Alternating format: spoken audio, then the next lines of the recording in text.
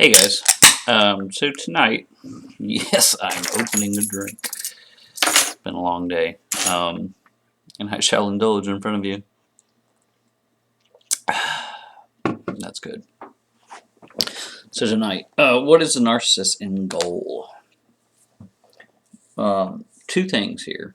One, I always knew subconsciously, but I knew it, and that is your destruction. They fucking love when you hurt.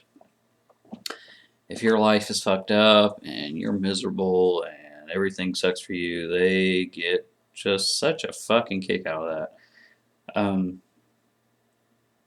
Why? I don't know. They're fucking sadistic. I have no idea. I have no idea what, what the mentality behind that. I don't know. I get pleasure when I see other people happy, not miserable. So that to me, I can't understand. But yes, it definitely is one of their end goals. They like to see you in pain.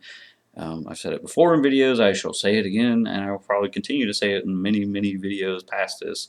My narcissist actually told me one time, point blank, I like when you're in pain, you deserve it, something along those lines. And point blank said it. So that there's no other truth that can be any more obvious, really. Number two, and this is what I'll focus on here, is another end goal is to be the victim. And I know we hear this all the time in these videos and we read it all the time. But I never really saw it until the grand finale. For you not familiar with grand finale, that's like the grand finale breakup where they finally like declare their victimhood and they've been so abused and so mistreated and they're such a poor little person and all that shit. That's the grand finale. That finally happened within the past, I don't know, a few months with her and I, and man,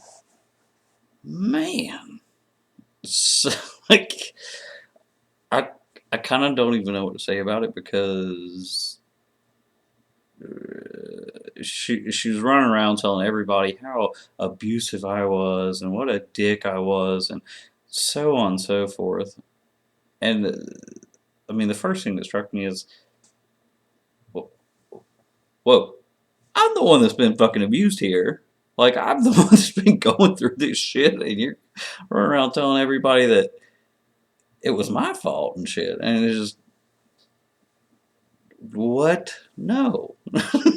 No, we can't do that. Doesn't work that way. But, you know, these people don't know me. They don't know my reputation, so they fall for it. I'm like, oh, poor little girl had an abusive boyfriend. Oh, what a bullshit.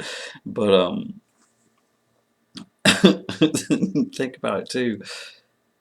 When you first got with your narcissistic partner, how did they act? Because I distinctly remember her telling me stories about how every single one of her ex-boyfriends was such an abusive asshole. Gee, I wonder where that came from. One of them had been such an asshole that he didn't pay the rent and then moved halfway across the country. You know, I bet he didn't pay the rent, moved halfway across the country to go away from her ass. That's what he did. And the second one was physically abusive and wouldn't stop stalking her. I'm betting he was probably not physically abusive at all. And I'm betting he was just trying to get closure, like, hey, can we talk about this? I need some closure. I don't know what's going on. Um, so their ultimate end goal, yeah, hurt you and then to be the victim because they can garner that new supply with victim status. As soon as they have victim status, it's like game over. It's just so simple.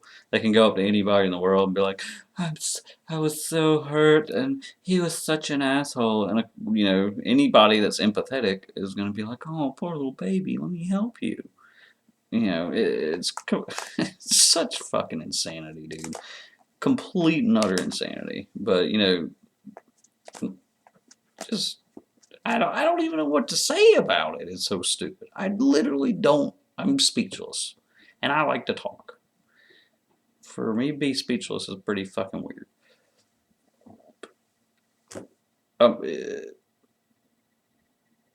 I don't know. I mean, I get how they use the victim mentality to garner new supply.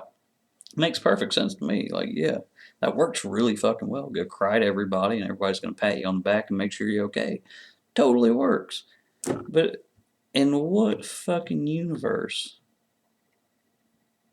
are you gonna call the victim of abuse the abuser?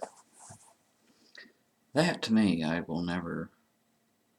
I mean, you must have a really, really good way of fooling yourself into shit that's not real. I mean, I kind of wish I had that capability. I could walk through life and be like, I'm the greatest and I have the biggest penis ever and just believe all of it. It'd be amazing. It'd be kind of pretty cool.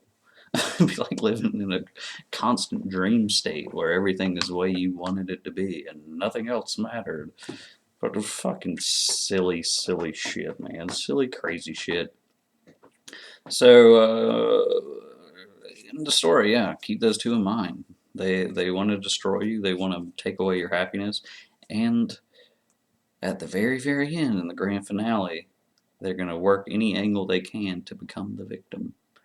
Um, Whether that works or not, who knows? It didn't work with me because everybody knows my reputation in the city for the last decade, and they all know I'm not abusive.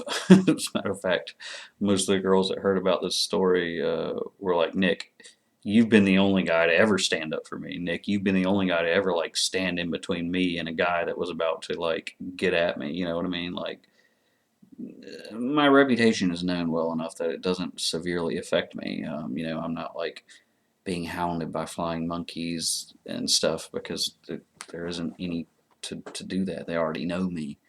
Um, but fuck, if she's not trying, it's a damn sure seemed like she was trying. Just run around and play like she's such a poor baby that had nothing to do with any of it. You know, who was the one fucking hitting me in the face? Who was the one breaking on my property? Who was the one cheating and lying and gaslighting? Come on, get the fuck out of here with that bullshit. But I dropped my phone. That's pretty much it. Um, Another little tidbit.